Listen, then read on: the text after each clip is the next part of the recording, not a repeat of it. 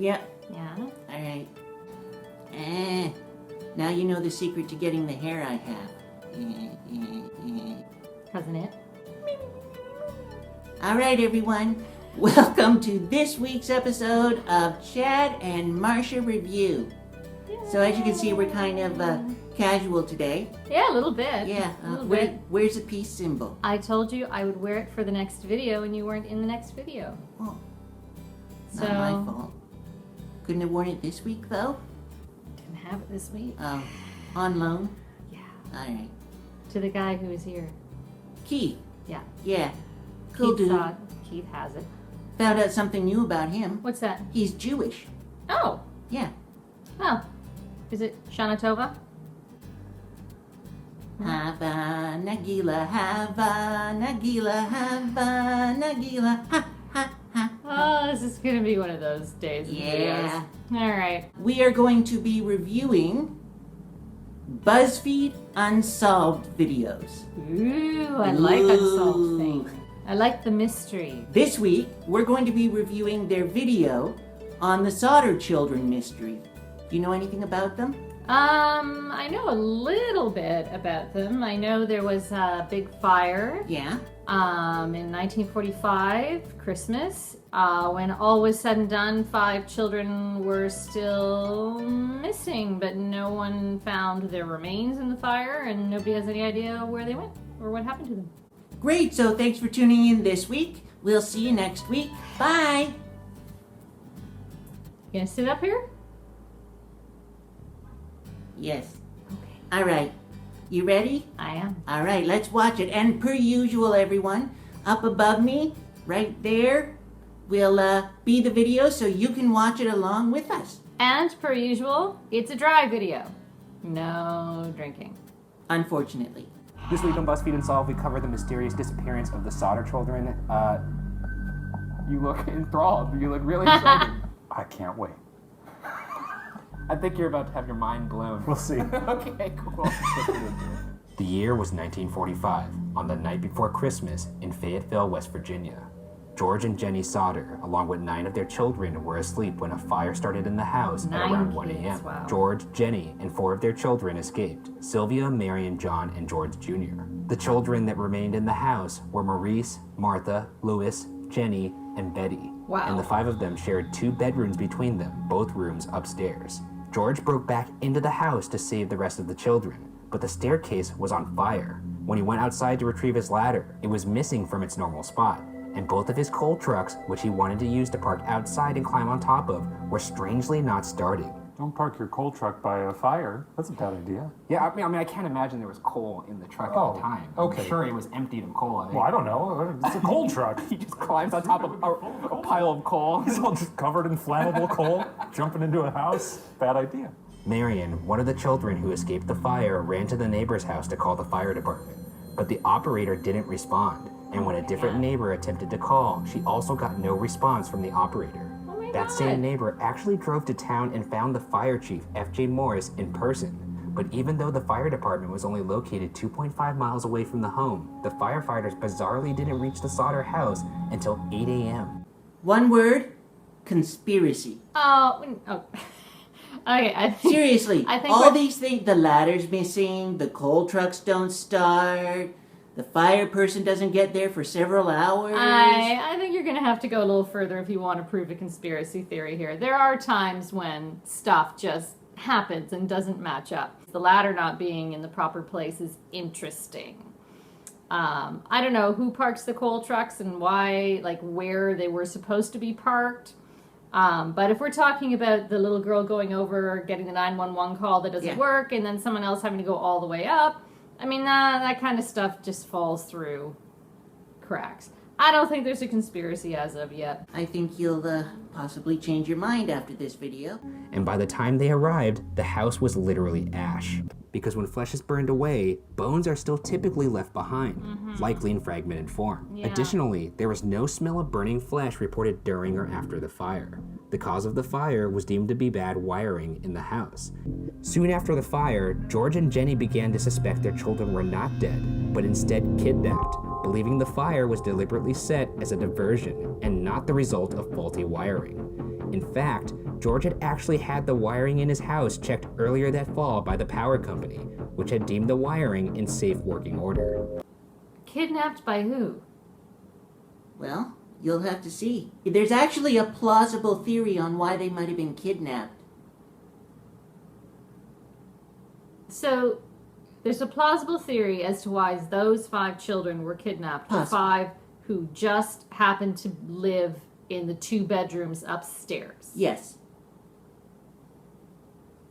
But before we dig into the theory that the children were kidnapped, let's discuss George's personal history to provide some context. George Sodder had immigrated from Italy, and Fayetteville, where the Sodders lived, had a small but engaged Italian immigrant community. Okay. A community that George was very vocal in, especially about his disdain for Mussolini. George also reportedly never revealed why he left Italy, leading some to speculate that he may have been involved in some shady business in Italy. They think he's involved in shady business, but he was the one who was smack-talking Mussolini. Yes.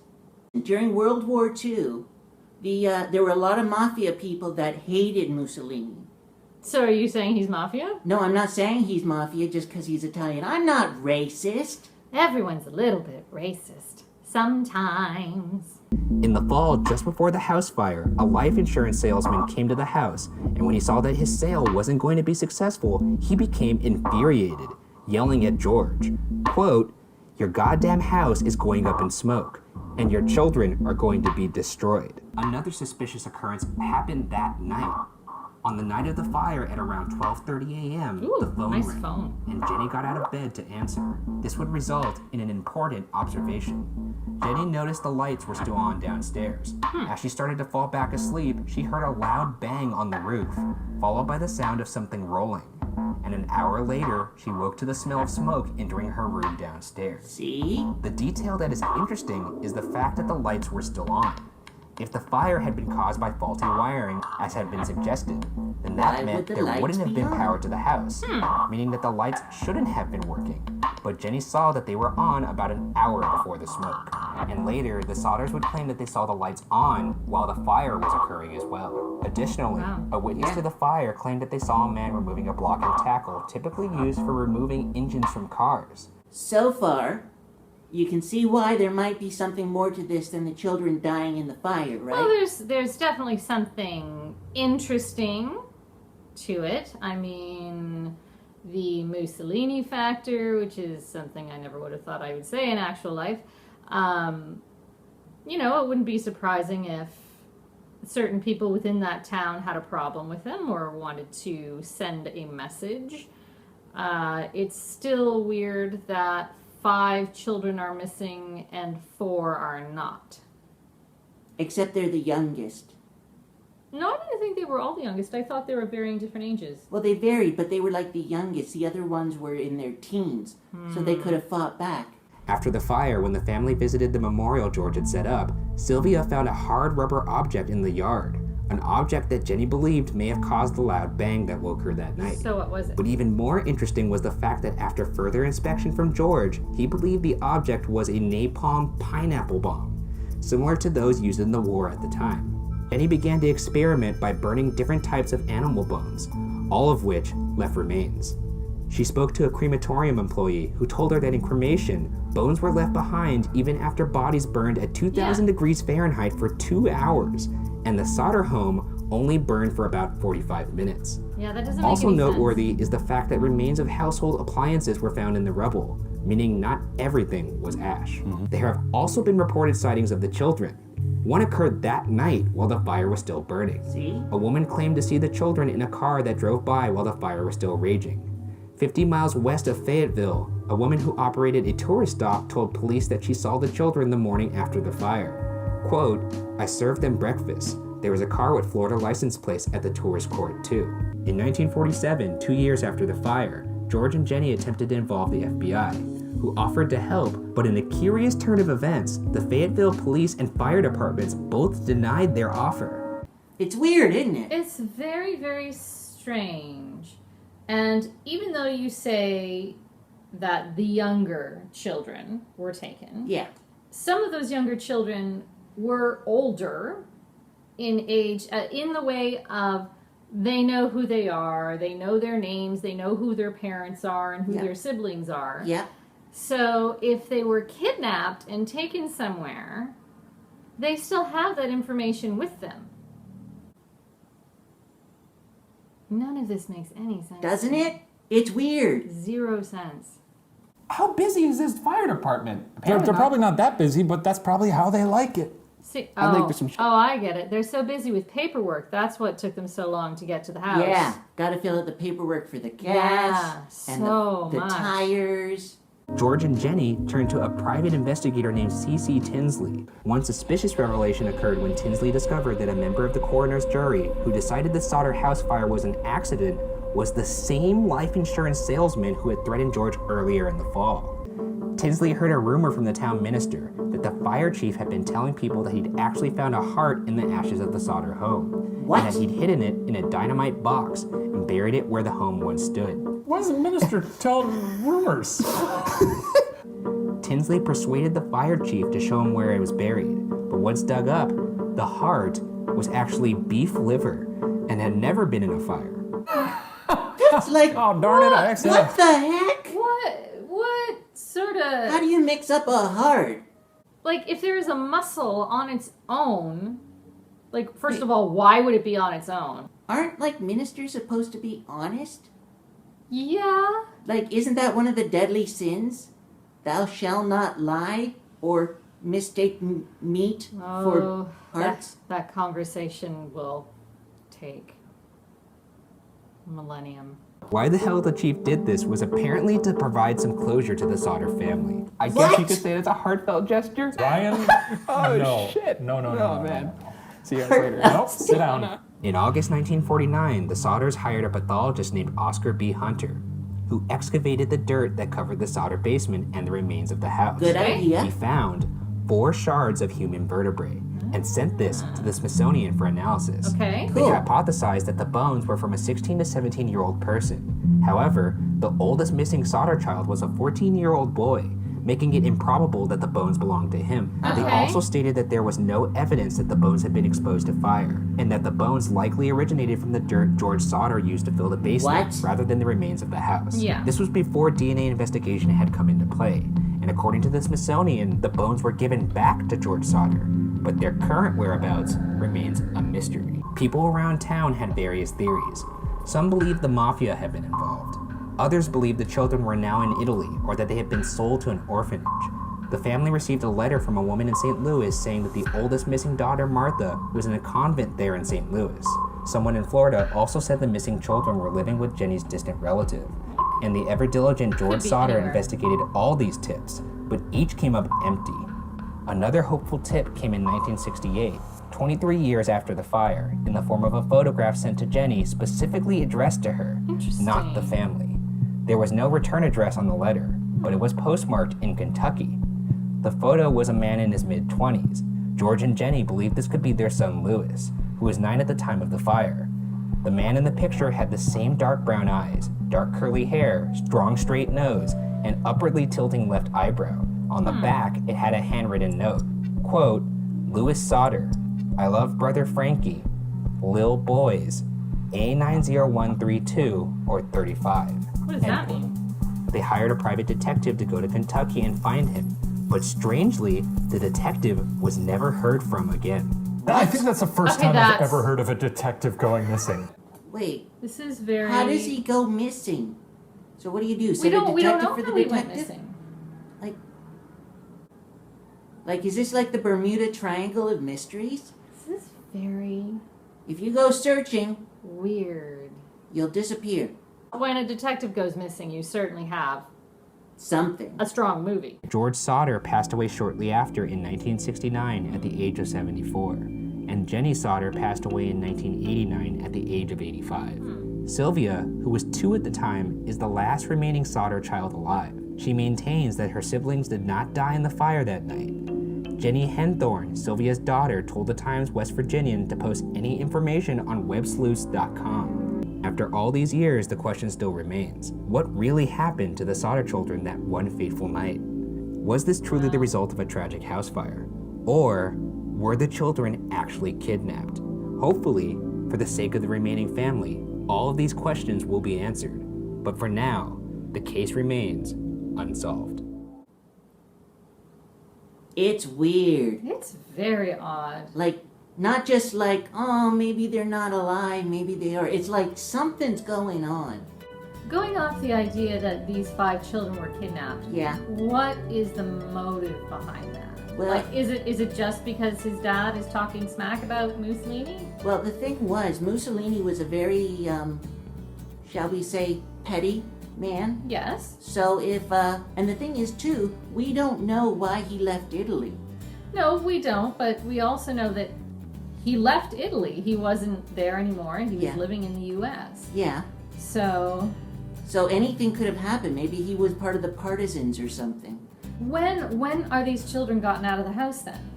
Because they obviously weren't burned down with the house. They couldn't have been scuttling them out while the house was on fire. Yeah. So Wait, let's start over. Can we agree that there weren't any bones in the fire that were contributed to that were attributed to the kid- children? Yeah, no, I don't think Okay. those bones So belong since to we the can kids. agree that the kids' bones weren't in the fire, Yeah. they must have left the house at some point. Well, they must have. Again, for like what purpose? You would think that, okay, 5 houses on fire, so the 5 kids got out of the house because the house is on fire. Yeah. But they did not find the children after that. People out there know stuff. Yeah. Someone Someone knows. out there knows something. And even if they're no longer with us, maybe they had said something to someone or written something down. And so they showed right there. Yeah. See, Maurice is 14, Martha is 12, Yeah. Louis is 9. Jenny is 8, Betty is 5. Just taking Martha and Maurice, they are fully formed, fully functioning Human beings with brains and memories. They know who they belong to. There was a theory that the kids were living with a relative upstate, right? That was one theory, yes? Yes. So what if the relatives just showed up? Like it was part of a conspiracy, and so the way the kids would go is with relatives. As far as the Buzzfeed guys go, Yes. are these their regular? These are their regular These are stuff. the regular guys? Yeah. So all the mystery Buzzfeed stuff are done by these 2. Yeah, I think there were some, like, 1 or 2 other people jumping in. These 2 gentlemen. Ryan and Ryan Shane. and Shane. Shane looks like Michael Nesmith. You think so? Yeah, I think so, a little. Well, I think that Michael and Shane had really good chemistry Michael and Shane? together. Michael and Shane? What did I say? Is it Ryan and Shane? Ryan and Shane. They Yeah. have good chemistry, don't they? I do. I think they had really good chemistry Yeah. together, and I thought they really knew how to take the mick out of each other. The words coming up sometimes in between, I've never seen these ones before, so Yeah. it kind of startled me a little bit and took me out of what was going on. I liked the organization of the information. Yeah? And I thought it was very succinct and put forward very well. And then it was kind of like, ugh, what is this stuff going on? I got used to it. Yeah. And not good, bad, or in between. It's just my opinion, and who the hell am I? 8-person. But overall, Louise Sodder. I guess it was a way of getting in some other smaller bits of information that And maybe wasn't humor. actually covered in the video. And I think I'm going to leave here and go do some research On the Sodder children. on alternate theories Yeah. and maybe what happened to that I think PI. if you have any information about the Sodder children, please contact your local police authorities or the FBI or us, because we will pass the information on to the proper authorities. Yeah, drop it in the comments below. Yes. If you think you're one of the missing Sodder children, please let us know. We'd love to help you reconnect with your family. And if you had any hand in this, let us know too. Her, Why me? because I don't want to be killed. I don't want to be killed. Just turn yourself in. Yeah, That's what tip lines are it's for. a good thing. Yeah. Conscious come clean. All right, so that's it for this week, Yay! folks. We will see you next week with another fun review video of Chad and Marsha Review. Yay! Bye! Bye.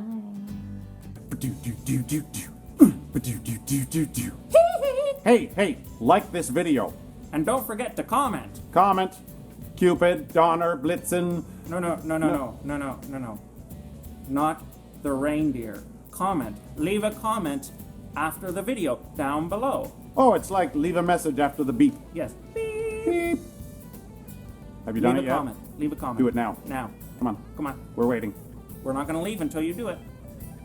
We're dead. We got all eternity. Nah. Na na na na na na na na na na na na na na na na na.